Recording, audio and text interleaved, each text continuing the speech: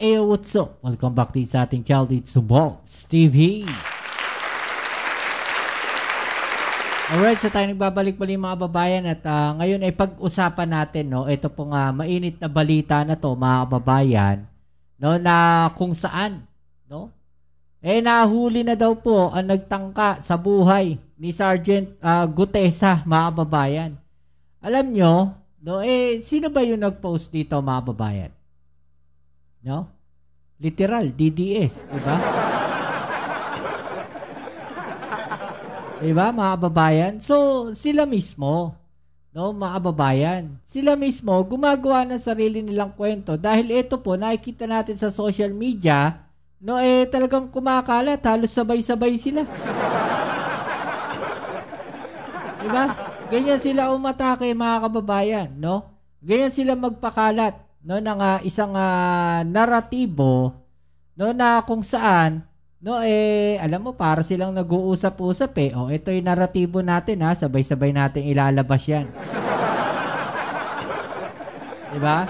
Pero bago natin pag-usapan yan, mga kababayan, no, ito po yung isang matindi dyan. No? Itong si Senator Marcoleta, no, medyo may pagbabanta po, no, dito.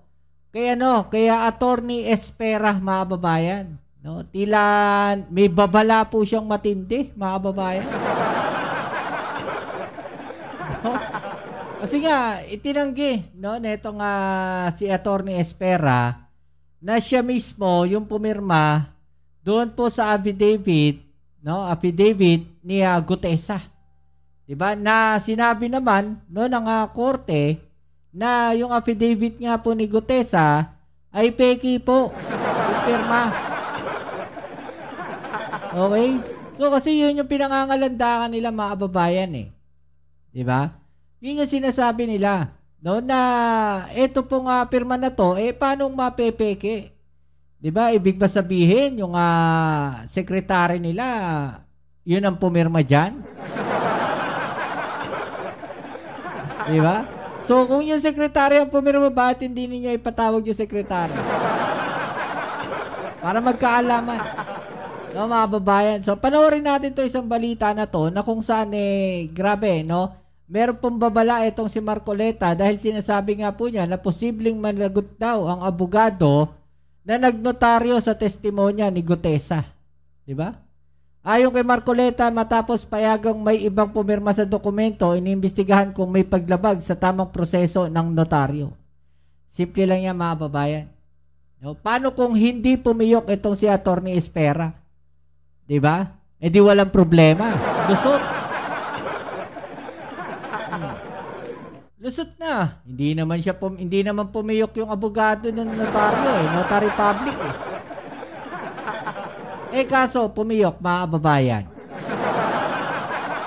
Napanood ko pa doon sa isang video, no, na kung saan sinasabi nitong si Senator Marcoleta, mga kababayan, no, na kung saan bakit gusto raw niya ipatawag, no, bakit hindi raw ipatawag sa Senate Blue Ribbon etong si Espera, para ano pa, no, para ano pa, para doon nila gisahin, no, para doon nila takot-takutin ng ng pagtatanong nila, di ba? Strategy, no, diskarte nila, mga babayan, huling-huli, basang-basa pumiyok si Attorney Espera na hindi siya ang pumirma, mga babayan. No?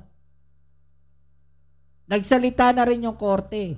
So ano pa, bakit pa siya kailangan pumunta ng Senate Blue Ribbon? Kung yung mismong korte ang nagsabi na yung pirma po ay peke.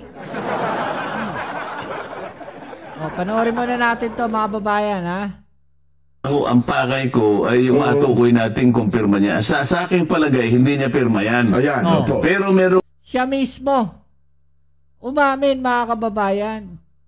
No? Siya mismo umamin dito. No, nasa palagay daw niya, yun daw po ay hindi daw po pirma ni Espera. So siya mismo, mga kababayan, no, siya mismo, aminado siya sa sarili niya na peke yung pirma. Bakit kailangan mong gisahin si Espera? Ikaw mismo, peke yung, alam mo na peke yung pirma. Bakit hindi mo ipatawag, no? Bakit hindi mo ipatawag yung taong pumirma? Bakit hindi nyo tanungin si Gutesa, kanino ka nagpapirma ng affidavit na to? Sino ang pumirma ng affidavit na to? Diba? Nakakausap nga ni yung pamilya Diba? Nung kailangan nyo na ilabas sa Senate Blue Ribbon, nakakausap nyo, lumapit sa inyo. Bakit ngayon hindi siya lumabas? Diba? Napakadaling itago ng peking testigo, mga kababayan. Huwag ka magsasalita. Alam namin kung nasan yung pamilya mo. Diba? Kasi mismong si Mike Defensor nagsabi, ang nakakausap niya lang yung pamilya Diba? Siyempre, etong si Gutesa, matatakot yan para sa pamilya niya. Kasi sila mismo nakakausap nila yung pamilya Diba mga kababayan? Ganun lang kasimple yun. Yung nagnunotaryo sa pangalan niya sa lugar na yan. Ang gusto ko lang sanang i-request sa inyo, kung papayag kayo, makakuha ko ng ilang piraso ng mga ninotaryo niya sa mga nakaraang panahon. Yan sabi na, bakit kailangan niyang kumuha lang? Diba? Para maikumpara niya? Para makahanap siya ng butas? Mahanapan niya ng butas si Espera? Para yung testimonya ni Espera, no? Para yung testimonya ni Espera, mga kababayan, no, ay magawa nila ng paraan na masira. Bakit hindi kayo pumunta sa korte? Doon kayo mag-request. No, mag-file kayo doon. No, ng motion. 'Di ba sa korte? Doon kayo magtanong. Paano niyo nalaman? Bakit tina-target niyo si Attorney Espera? Kaya nga simple lang kaya nga hindi na nga nagpunta ng Senate 'Di ba? Dumiretso na sa korte Para once and for all, para wala nang paligoy-ligoy. 'Di ba? Ba't pa ako pupunta ng Senate Blue Ribbon? Bakit pupunta pa ako ng Senado? Yung siguro naisip na Espera. Ano lang ako diyan, parang mababastos lang ako. Legality tayo. Abogado to dumiretso na lang siya sa korte. Bakit hindi nyo ngayon questionin? Yung korte. Di ba? Bakit hindi questionin ni Marcoleta yung decision ng korte? Bakit si Espera yung dinidikdik nila? Kung sila galit dahil dinidikdik si Orly Gutesa, no? Halos ganun din, no? Walang pinagkaiba yung ginagawa nila kay Espera, mga babayan. Kay Attorney Espera. Dahil itinanggi niya Diba? So, humahanap sila ng paraan na masira ang reputasyon netong si Attorney Espera. Parang ganun lang naman yung nakikita ko dito, mga babayan. Naman niya, Senator, pagka ganito po kasi ang nature ng request, sa Supreme Court po kayo dumaan. Hindi naman ako nagpilit, yun pala yung tunturin. Imposibleng hindi niya alam, abogado siya. Diba? Kung makakalusot lang, no? Kung makakalusot lang, diba? Imposibleng hindi niya alam yan, abogado siya Imposibleng hindi niya alam na doon dapat kukunin yung kailangan niyang dokumento, na doon dapat i-request. Diba? Abogado siya Pasalamat ako sa kanya. Pero alam niya from the beginning na yung aking pakay, magkumpara lang ako. Kasi maring hindi niya nga pirma yun. Pero pumayag siya na isang tao ang pipirma para sa kanya. What if iba pala yung pumirma? Sabihin natin iba yung pumirma pero hindi staff ni Attorney Espera. Diba? Ang hinahanap ngayon nila is yung record doon sa notary public. Diba mga kababayan? Yan ang katotohanan dyan. At sa sandaling ma-establish ko yan, at talagang gagawin ko yan, ngayon pa lang, hindi kita tinatakot, Attorney Espera. May kalalagyan ka. Ayun sa diba? Di ba? Babalayon kay Atty. Espera. What if kung ganyan din ang gawin kay Gutesa? No? Siguro, gigil na gigil sa galit ng mga to. Di ba? What if ganyan din yung gawin kay Gutesa? Pag hindi ka nagsabi ng totoo, kung sino ang naglagay sa'yo, no, ang nagdala sa'yo dyan, ang nag-utos sa'yo, may kalalagyan ka. Abay, sigurado, uusok sa galit ng mga to. Ganon kasi sila, mga babayan, no? Pagka yung strategy nila, ginamit pa sa kanila, babalikan kanila ng galit. Oh, babalik tayo dito, no? Na nahuli daw yung nagtangka sa buhay ni Sergeant Orly Gutesa. Actually, ito, medyo sinagot ko na to noong nakaraan, mga babayan, eh. Di ba? Nahuli. Okay, sabihin nating nahuli, mga babayan. Bakit walang balita? Bakit yung Marines hindi nagsalita? Diba? Yung kwento kasi, sila lang nakakaalam. So kung alam ninyo na nahuli yung nagtangka sa buhay ni Sergeant Orly Gutesa, ibig sabihin, may contact kayo. Diba? May contact kayo doon sa mga tao doon na malapit kay Sergeant Gutesa. Oh, ngayon, hindi nyo na pwedeng makontak. Ganun ba?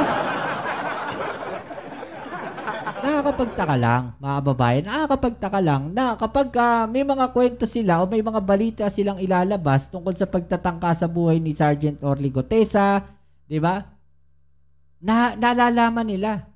No? Pero kung para saan, kung nasaan si Sergeant Orly Gutesa, hindi nila alam. Alam nyo, nakikita ko dito, mga babayan, no, na kung meron bang mangyari dito kay Orly Gutesa, kay Sergeant Orly Gutesa, wag naman, sana. No, kasi, syempre, di ba? Wag naman sana. Ewan ko lang, no? Pero kasi, naisip ko, baka sila rin, eh. Di ba? Na baka sila rin ang tumegi dyan. Di ba? Pagka nagkadikdikan na. No? Baka yung mga handler din, no, ang dumali diyan kay Gutesa. O baka wala na rin sa Pilipinas yan. Baka nasa ibang bansa na rin si Gutesa, mga babayan. Oh. Di na nila mailabas, eh. Di ba? Di na nila makakontak, eh. O baka naman ang nangyari, eh. O sige, tumistigo ka lang, pirma ka rito. O ganito, ganyan. Ayusin natin tong affidavit mo. After mo yan, larga ka na, no? Bachi ka na, punta ka na ng ibang bansa. Punta na. Diba, mga kababayan? Ano sabi dito? No, ng mga kababayan natin. Diba, kagaya ng sabi ko, Sir Orly, may God always keep you safe. Sana maging safe nga rin. Kasi, marami pa siyang dapat sabihin, eh. Kailangan sabihin. No, tayo manawagan dito, no, kay Sergeant Orly Gutesa. No, na kung talagang ayaw mo sa korupsyon, kung talagang ayaw mo na nangyayari sa ating bansa, magsabi ka na ho ng totoo. No, Sergeant Orly Gutesa, magsabi ka na po ng totoo. Magsabi ka na kung ano yung totoong nangyari. No? Magsabi ka na, may handler ka ba? May kumausap ba sa'yo? No? Magsabi ka na. Kasi kung totoong ayaw mo ng korupsyon, yun ang talagang gagawin mo. No? Bilang isang Marines. Di ba, mga babayan? Huwag ka magpapagamit sa mga politiko. Yun lang sana, mga babayan, no? May mga nababasa tayo dito, mga komento na medyo, alam niyo na, no, napapag-alala, no, na baka may mangyari dito kay Sergeant Gutesa, mga babayan. 'Di ba? So ano po masasabi po ninyo diyan? No, i-comment sa ibaba niyo mga opinion at ating yung pag-usapan, alright? So yan muli, maraming salamat sa lahat ng mga patuloy na kasuporta dito sa ating channel. Kita-its po tayo sa ating next video upload. Dito muli ang inyong Kuya Mobs, it's Mobs TV. Peace and out.